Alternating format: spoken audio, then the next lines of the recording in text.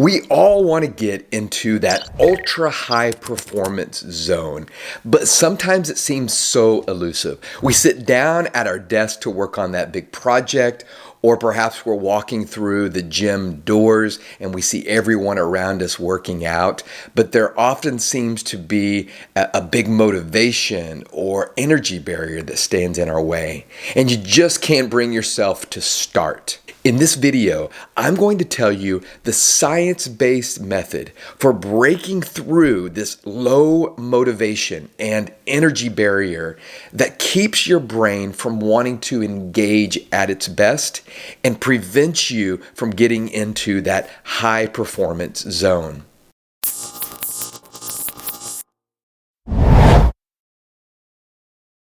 In my last video, I introduced the most powerful way to get into the zone of ultra high performance. And that zone is called flow. And it's a concept formulated by psychologist Mihai Csikszentmihalyi back in the 1970s, 1980s, and then he introduced it to the world in his book called Flow. It was called Flow, The Psychology of Optimal Experience. That was in the 1990s. And psychologist Csikszentmihalyi explains that flow is a mental state characterized by complete absorption in an activity. It is a cognitive state of feeling and functioning at your very best. It's often described as feeling in the zone or in the flow. Flow research Stephen Kotler describes flow as an optimal state of consciousness where we feel our best and we perform our best. And this optimal state of consciousness is characterized by intense deep focus, concentration, total absorption in the activity and what we're doing, a loss of time perception, and a feeling of euphoria. Also, cognitive clarity. And numerous studies show the impact of the flow state on a person's thoughts, on their behaviors, their feelings, and ultimately their performance as well. And most notable are the EEG and the fMRI studies that show that there's changes that actually occur in the brain functioning, leading to this optimized brain chemistry and function. So check out my video on that. It's called the #1 science-based strategy to reach ultra high performance.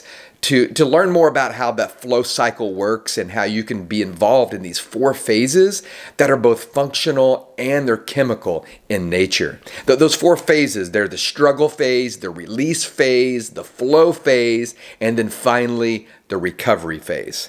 Now, each of those phases are important for getting into your zone of genius, and training yourself to get there consistently and staying there longer is not a hard thing to do, but it certainly takes a lot of thought and practice to get there. But I want to take some time in this video to talk about one of those phases in particular, the struggle phase, because it seems to be the big barrier.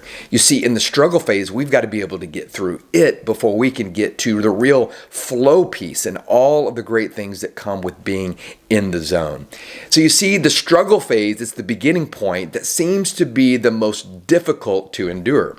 Why? Well, because it's uncomfortable and sometimes even painful. Think about when you go jogging for exercise as an example. After about 30 or 60 seconds, your brain tells you to stop because it thinks that you're going to die.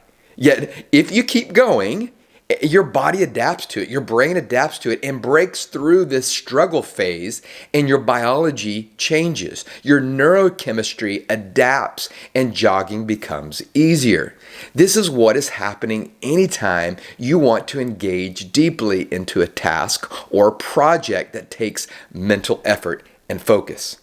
In essence, your brain is telling you to avoid the work that's required to focus entirely on a task.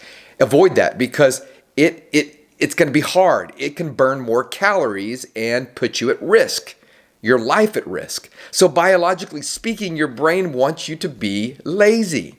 And so that's what the struggle phase is about. It's a place where flow begins, and we have to override the brain's primitive desire to be lazy. And this phase can take a few seconds to a few minutes to get through. But when you embrace the struggle, you gain momentum to break through this phase to the next one. The process of struggling is hard. Our brain doesn't want to experience this discomfort, the struggle discomfort that it produces. Our confidence is usually lower than we want at that time. Our focus is weak, and we can become distracted easily because our brain wants to do something different. Our brain is looking for an easy way out. If the struggle phase isn't managed properly, though, the flow state can become elusive for us. And at very best, it can take more time, and it's hard to get into and hard to actually achieve. Now, if you're like me, I'm always looking for ways to be able to reduce any type of struggle or discomfort phase in the work that I'm doing.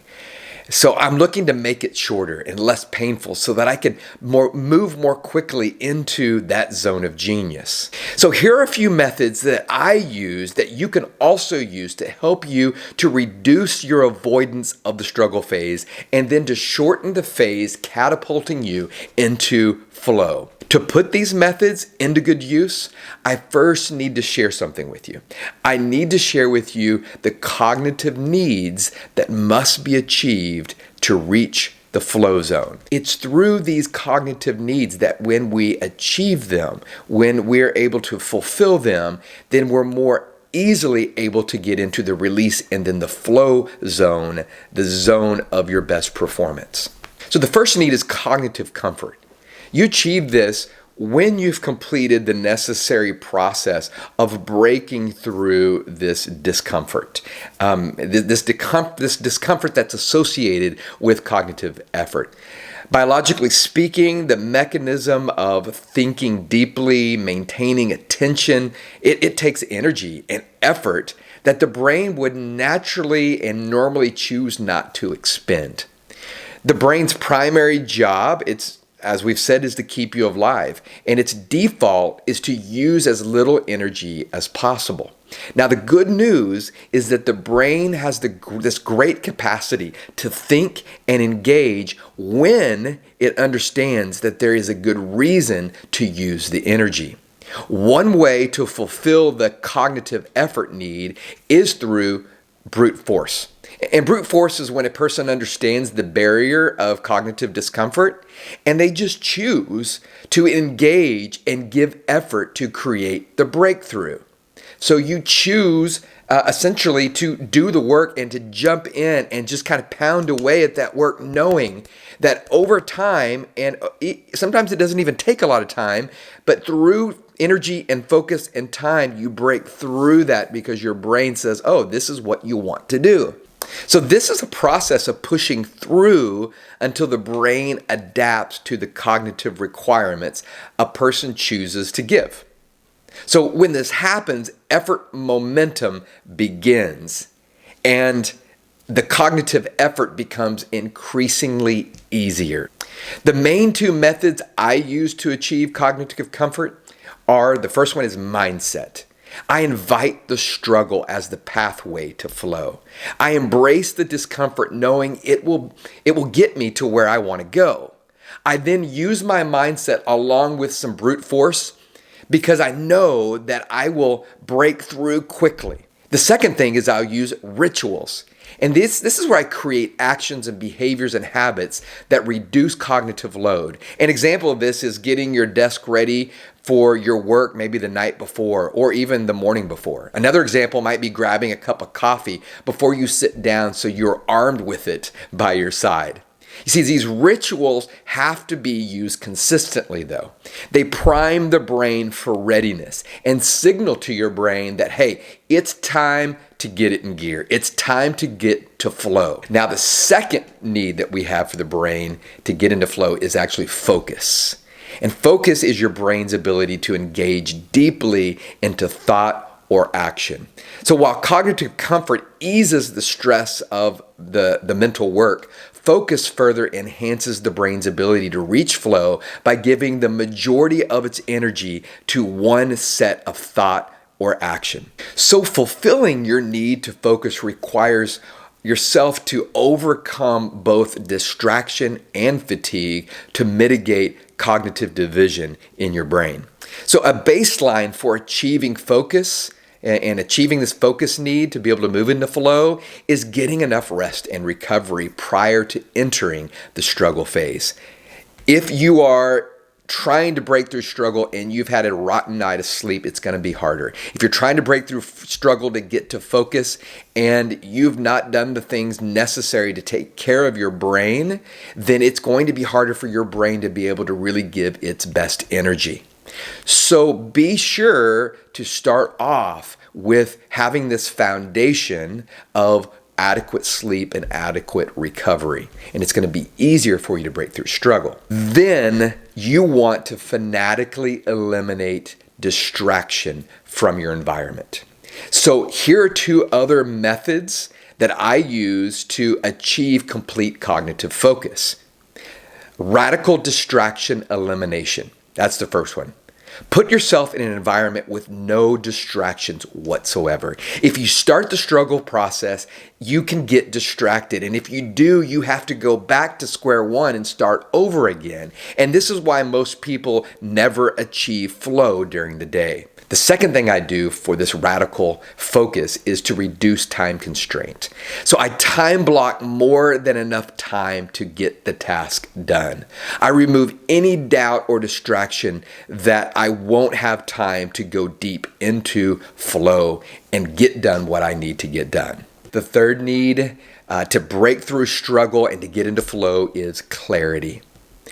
Struggle is prolonged by confusion and overwhelm. The brain will experience a cognitive discomfort and distraction when it does not have a clear understanding of what the value is of what the activity that you're doing and a clear understanding of the goal or the outcome.